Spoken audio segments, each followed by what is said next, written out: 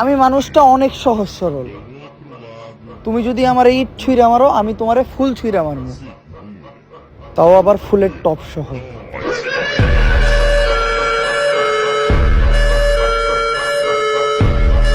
কালা চামড়ার পোলা দেখলেই যদি তোমার কাছে বস্তির মনে হয়, ওহে না রে শোনো, সাদা চামড়াওয়ালা মায়াগুলাই কিন্তু টাকার কাছে বিক্রি হয়। स्वैग से करेंगे सबका स्वागत। নবাবের মতোই জীবনযাপন করি আমি, তাই আশেপাশে দুই একটা মির্জাফর তো থাকবই।